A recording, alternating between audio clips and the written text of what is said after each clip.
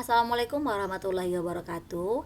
Halo teman-teman, kembali lagi di channel Tica Moy. Pada video kali ini kita akan lanjut membahas tentang soal-soal SKB, Jabatan Fungsional Promosi Kesehatan dan Ilmu Perilaku, berdasarkan kisi-kisi terbaru Menpan RB tahun 2024. Nah, pada video kali ini soal-soal atau latihan soalnya berkaitan dengan Permenkes nomor 43 tahun 2019, yaitu tentang Puskesmas, Permenkes nomor 44 tahun 2018 tentang penyelenggaraan PKRS atau promosi kesehatan rumah sakit. Nah, bonusnya karena pada tahun ini digalakannya transformasi kesehatan ada 6 pilar, maka pada latihan soal kali ini ada beberapa soal yang berkaitan dengan transformasi kesehatan. Kemampuan umum SKB kesehatan bagi jabatan PKIP CPNS tahun 2024. Sebelum kita lanjut, jangan lupa like, komen, subscribe, dan share video ini sebanyak-banyaknya. Soal 21. Peran utama Puskesmas dalam sistem pelayanan kesehatan di tingkat kecamatan menurut Permenkes nomor 43 tahun 2019 adalah: A. Sebagai pusat perawatan kesehatan masyarakat yang berfokus pada kuratif. B. Sebagai pemberi layanan rawat inap di seluruh kecamatan. C. Sebagai pelaksana upaya kesehatan dasar yang berfokus pada upaya promotif dan preventif. D. Sebagai pusat pengobatan penyakit menular di wilayah pedesaan. E. Sebagai penyediaan layanan kesehatan untuk seluruh usia tanpa memperhatikan jenis kelamin. Jawabannya adalah C. Sebagai pelaksana upaya kesehatan dasar yang berfokus pada upaya promotif dan preventif. Soal nomor 22, upaya kesehatan yang dilaksanakan oleh Puskesmas mencakup berbagai layanan. Berikut ini yang tidak termasuk upaya kesehatan wajib yang dilaksanakan oleh Puskesmas adalah: A. Upaya kesehatan ibu dan anak. B. Upaya kesehatan gigi dan mulut. C. Upaya pelayanan rawat inap bagi semua puskesmas. D. Upaya kesehatan lingkungan. E. Upaya pencegahan dan penanggulangan penyakit menular. Jawabannya adalah C. Upaya pelayanan rawat inap bagi semua puskesmas. Lanjut soal nomor 23. Puskesmas wajib melaksanakan upaya kesehatan masyarakat dengan pendekatan keluarga. Apa tujuan utama dari pendekatan keluarga? A. Menjamin semua anggota keluarga mendapatkan pengobatan gratis. B. Meningkatkan aksesibilitas layanan kesehatan dasar di setiap keluarga. C. Memastikan semua keluarga memiliki kartu jaminan sehat. D. Menyediakan layanan kesehatan yang bersifat kuratif dan rehabilitatif secara menyeluruh. E. Memperbanyak kegiatan rawat inap di puskesmas untuk setiap keluarga. Jawabannya adalah B. Meningkatkan aksesibilitas layanan kesehatan dasar di setiap keluarga. Lanjut soal nomor 24. Puskesmas harus melakukan upaya preventif dan promotif sebagai prioritas. Apakah contoh kegiatan preventif yang wajib dilakukan di puskesmas? A. Pemberian pengobatan gratis kepada seluruh pasien. B. Penyuluhan tentang hidup bersih dan sehat kepada masyarakat. C. Pembangunan gedung puskesmas yang baru di setiap desa. D. Menyediakan layanan konsultasi kepada pasien yang mengalami penyakit kronis. E. Pemberian makanan tambahan untuk balita dan ibu hamil. Jawabannya adalah B. Penyuluhan tentang hidup bersih dan sehat kepada masyarakat. Lanjut soal nomor 25. Menurut Permenkes nomor 43 tahun 2019, apa yang dimaksud dengan Puskesmas sebagai pusat penggerak pembangunan berwawasan kesehatan? A. Puskesmas sebagai tempat berkumpulnya tenaga medis. B. Puskesmas sebagai sarana pelayanan kesehatan primer untuk wilayah tertentu. C. Puskesmas sebagai lembaga yang mendukung pembangunan kesehatan masyarakat setempat. D. Puskesmas yang menjadi pusat pendidikan kesehatan. E. Puskesmas sebagai tempat rujukan utama bagi pasien. Jawabannya adalah C. Puskesmas sebagai lembaga yang mendukung pembangunan kesehatan masyarakat setempat. Lanjut soal nomor 26. Salah satu tugas utama puskesmas adalah melaksanakan fungsi promotif dan preventif.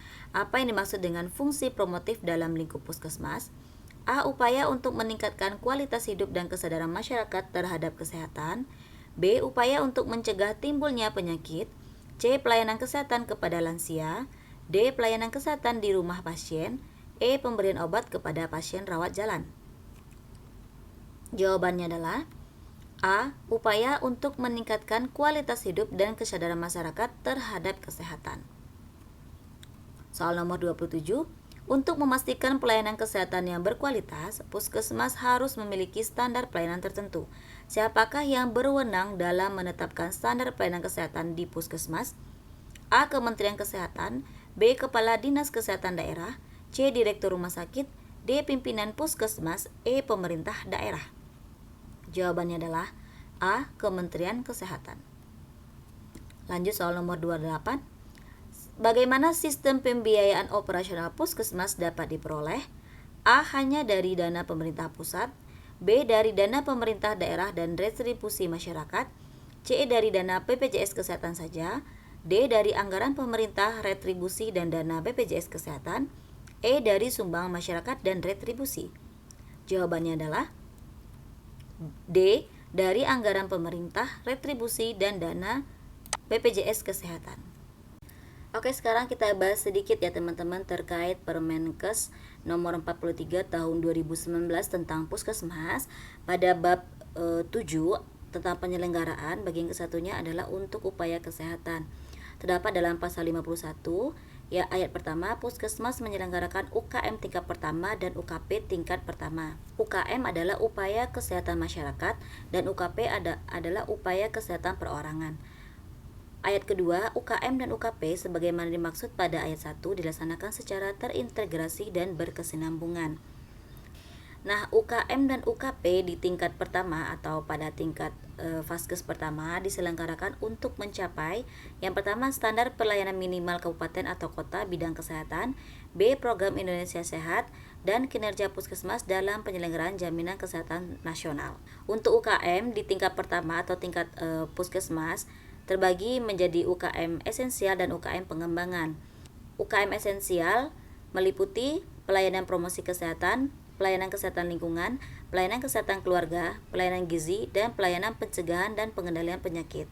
Sedangkan untuk UKM pengembangan, kegiatannya bersifat inovatif dan atau disesuaikan dengan prioritas masalah kesehatan, khususnya di wilayah kerja dan potensi sumber daya yang tersedia di puskesmas wilayah kerja masing-masing. Sedangkan pelayanan yang dilakukan untuk UKP tingkat pertama ada rawat jalan, baik kunjungan sehat maupun kunjungan sakit, kemudian pelayanan gawat darurat, ketiga pelayanan persalinan normal, 4 perawatan di rumah atau home care, kelima rawat inap berdasarkan pertimbangan kebutuhan pelayanan kesehatan.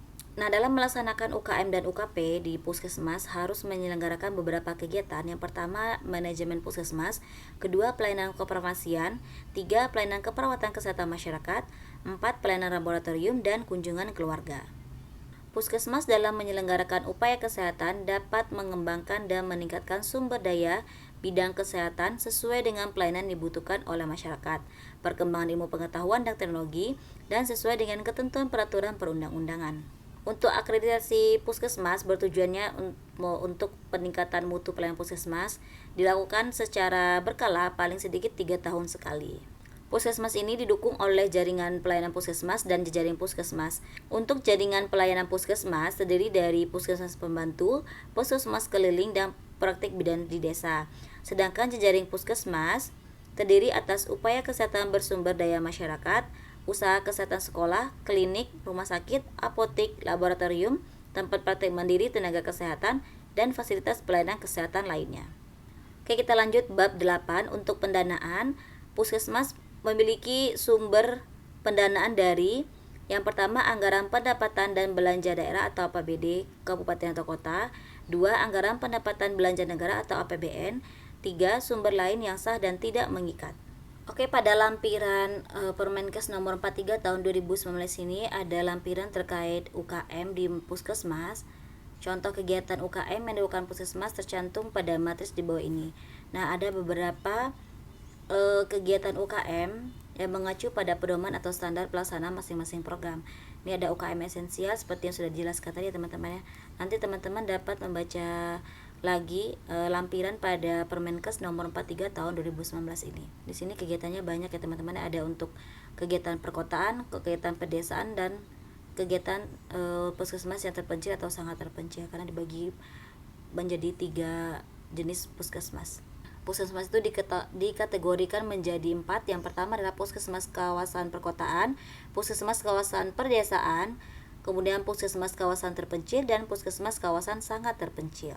Nah, sedangkan berdasarkan kemampuan pelayanan, puskesmas dikelompokkan menjadi 2, yaitu puskesmas non-rawat inap.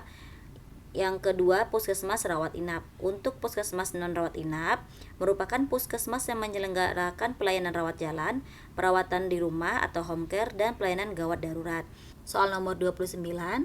Strategi pemberdayaan masyarakat mencakup upaya untuk meningkatkan kemampuan individu dan masyarakat dalam memelihara kesehatannya. Apa langkah awal yang perlu dilakukan dalam strategi pemberdayaan masyarakat dalam pelaksanaannya PKRS? A. Memberikan informasi kesehatan secara intensif. B. Mengidentifikasi kebutuhan kesehatan masyarakat. C. Melaksanakan pelatihan kesehatan bagi masyarakat. D. Mengadakan kegiatan olahraga bersama. E. Meningkatkan akses ke fasilitas kesehatan.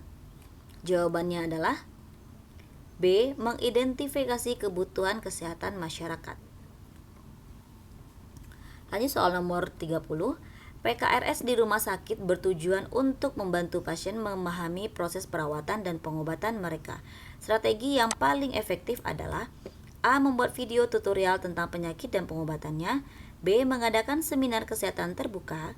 C. Memberikan buklet kesehatan kepada pasien saat pendaftaran. D. Mengembangkan aplikasi kesehatan khusus untuk pasien. E. Mengundang narasumber kesehatan dari luar rumah sakit. Jawabannya adalah C. Memberikan buklet kesehatan kepada pasien saat pendaftaran. Lanjut soal nomor 31. Evaluasi terhadap kegiatan promosi kesehatan sangat penting untuk meningkatkan efektivitas program. Langkah evaluasi apa yang sebaiknya dilakukan untuk mengetahui keberhasilan program PKRS? A. Mengukur jumlah peserta yang hadir dalam setiap kegiatan PKRS. B. Mengumpulkan data umpan balik dari pasien dan keluarga. C. Membandingkan anggaran yang digunakan dengan kegiatan yang dilakukan. D. Menghitung durasi setiap sesi penyuluhan kesehatan. E. Mengevaluasi tingkat kepuasan tenaga medis di rumah sakit. Jawabannya adalah B. Mengumpulkan data umpan balik dari pasien dan keluarga. Soal nomor 32. Pelaksanaan advokasi dalam kebijakan PKRS dalam program Kampung Keluarga Sehat bertujuan untuk A. Meningkatkan kualitas fasilitas kesehatan di kampung. B. Menyusun program kesehatan yang lebih murah dan terjangkau. C. Mengurangi beban anggaran kesehatan pemerintah. D. Memperkenalkan layanan kesehatan baru di masyarakat. E. Meningkatkan keterlibatan masyarakat dalam pengambilan keputusan kesehatan. Jawabannya adalah B. Menyusun program kesehatan yang lebih murah dan terjangkau. Lanjut soal nomor 33. Salah satu prinsip utama dalam pelaksanaan advokasi kebijakan PKRS menurut Permenkes nomor 44 tahun 2018 adalah A. Melibatkan semua pemangku kepentingan terkait. B. Meningkatkan jumlah tenaga kesehatan di kampung. C. Fokus pada peningkatan anggaran sektor kesehatan. D. Menerima setiap kritik terhadap kebijakan tanpa evaluasi. E. Mengabaikan peran masyarakat dalam pengambilan keputusan. Jawabannya adalah A. Melibatkan semua pemangku kepentingan terkait. Soal nomor 34. Sektor lain yang dapat diajak bekerja sama dalam program pemberdayaan masyarakat terkait masalah kesehatan meliputi A. Sektor pendidikan, sektor ekonomi, dan sektor pariwisata. B. Sektor pertanian, sektor transportasi, dan sektor kebudayaan. C. Sektor perdagangan, sektor lingkungan hidup, dan sektor energi. D. Sektor pendidikan, sektor ketenagakerjaan, dan sektor sosial. E. Sektor transportasi, sektor perbankan, dan sektor teknologi informasi. Jawabannya adalah D. Sektor pendidikan, sektor ketenagakerjaan, dan sektor sosial. Lanjut soal nomor 35. Mengapa kerjasama antara puskesmas, pemerintah daerah, dan sektor lain sangat penting dalam pengidentifikasian dan penyelesaian masalah kesehatan? A. Agar rumah sakit memiliki lebih banyak dana untuk pengobatan. B. Untuk memastikan tidak ada masalah kesehatan yang tidak teridentifikasi di masyarakat. C. Karena rumah sakit tidak dapat menangani semua masalah kesehatan secara mandiri. D. Karena pemerintah daerah tidak memiliki kapasitas dalam pelayanan kesehatan. E. Agar rumah sakit menjadi pusat pelayanan kesehatan bagi seluruh wilayah. Jawabannya adalah C. Karena rumah sakit tidak dapat menangani semua masalah kesehatan secara mandiri. Lanjut soal nomor 36. Apa peran penting puskesmas dalam kerjasama dengan rumah sakit dan dinas kesehatan dalam rangka pemberdayaan masyarakat sesuai dengan Permenkes nomor 44 tahun 2018? A. Menyediakan obat-obatan dan fasilitas medis untuk masyarakat sekitar rumah sakit. B. Mengelola anggaran kesehatan untuk kegiatan pemberdayaan masyarakat. C. Meningkatkan kapasitas SDM tenaga kesehatan di rumah sakit. D. Membangun dan memfasilitasi komunikasi antara rumah sakit, dinas kesehatan, dan masyarakat dalam penyelesaian masalah kesehatan. E. Memberikan pelatihan kepada tenaga medis di rumah sakit. Jawabannya adalah D. Membangun dan memfasilitasi komunikasi antara rumah sakit, dinas kesehatan, dan masyarakat dalam penyelesaian masalah kesehatan. Soal nomor 37. Siapa yang menjadi target utama dalam pelaksanaan rehabilitasi sosial dalam program PKRS? A. Anak-anak yang terpapar narkoba. B. Lansia yang hidup sendiri. C. Penyandang disabilitas yang membutuhkan bantuan sosial. D. Semua kelompok masyarakat dengan kondisi sosial ekonomi rendah. E. Masyarakat yang baru mengalami bencana alam. Jawabannya adalah C. Penyandang disabilitas yang membutuhkan bantuan sosial.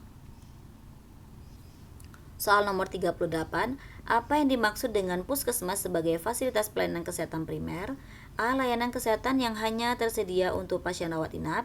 B. Fasilitas yang hanya memberikan pelayanan kepada pasien dengan penyakit menular. C. Fasilitas yang hanya menangani kasus gawat darurat. D. Layanan kesehatan yang dikelola oleh rumah sakit besar. E. Fasilitas yang memberikan pelayanan kesehatan secara langsung kepada masyarakat. Jawabannya adalah E. Fasilitas yang memberikan pelayanan kesehatan secara langsung kepada masyarakat. Soal nomor 39. Undang-Undang nomor 36 tahun 2009 tentang kesehatan menyebutkan bahwa puskesmas bertanggung jawab terhadap pelayanan kesehatan yang berfokus pada A. Penanganan pasien dengan penyakit kronis. B. Penyuluhan kesehatan kepada masyarakat umum. C. Pengelolaan rumah sakit di seluruh Indonesia. D. Pemberian vaksin bagi semua usia. E. Pengobatan penyakit berat dengan fasilitas medis lengkap. Jawabannya adalah B. Penyuluhan kesehatan kepada masyarakat umum. Lanjut soal nomor 40. Peran puskesmas dalam pencapaian derajat kesehatan masyarakat adalah dengan menyediakan layanan yang bersifat A. Hanya untuk pasien rawat inap. B. Memiliki spesialisasi tinggi dan eksklusif. C. Semua lapisan masyarakat tanpa membedakan status sosial ekonomi. D. Terbatas pada wilayah perkotaan saja. E. Diberikan hanya kepada anggota keluarga pegawai pemerintah. Jawabannya adalah C. Semua lapisan masyarakat tanpa membedakan status sosial ekonomi. Soal nomor 41. Pilar transformasi kesehatan yang kelima bertujuan untuk memastikan semua lapisan masyarakat mendapatkan layanan kesehatan. Langkah yang dilakukan puskesmas dalam hal ini adalah A. Melakukan pelayanan berbasis rumah sakit. B. Menyusun kebijakan kesehatan yang mengutamakan kesehatan keluarga. C. Meningkatkan kehadiran dokter spesialis di puskesmas. D. Mengoptimalkan penggunaan dana kesehatan dari pemerintah. E. Menyediakan layanan kesehatan yang mengutamakan pengobatan. Jawabannya adalah B. Menyusun kebijakan kesehatan yang mengutamakan kesehatan keluarga. Soal nomor 42. Bagaimana puskesmas berkontribusi pada pilar transformasi kesehatan masyarakat? A. Mengedepankan pengobatan spesialis dan teknologi canggih. B. Mengurangi angka kematian dengan menggunakan peralatan medis modern. C. Mengoptimalkan pendekatan berbasis keluarga dan masyarakat dengan memberikan pelayanan kesehatan preventif dan promotif. D. Mengembangkan fasilitas rumah sakit besar di seluruh wilayah. E. Berfokus pada perawatan rumah sakit tingkat lanjut. Jawabannya adalah C. Mengoptimalkan pendekatan berbasis keluarga dan masyarakat dengan memberikan pelayanan kesehatan preventif dan promotif. Soal nomor 43. Salah satu fokus dalam transformasi pembiayaan kesehatan adalah peningkatan aksesibilitas dan kualitas pelayanan kesehatan di puskesmas. Langkah utama yang dilakukan untuk mendukung transformasi ini adalah A. Meningkatkan anggaran untuk rumah sakit besar. B. Meningkatkan sistem pembiayaan kesehatan yang berbasis masyarakat dan pemanfaatan jaminan kesehatan nasional. C. Mengurangi biaya perawatan rumah sakit swasta. D. Penyediaan fasilitas kesehatan di tingkat desa. E. Pengembangan teknologi medis di rumah sakit umum. Jawabannya adalah B. Meningkatkan sistem pembiayaan kesehatan yang berbasis masyarakat dan pemanfaatan jaminan kesehatan nasional. Lanjut soal nomor 44. Untuk menilai efektivitas program promosi kesehatan di rumah sakit, indikator apa yang paling tepat untuk digunakan? A. Jumlah pasien yang datang ke rumah sakit.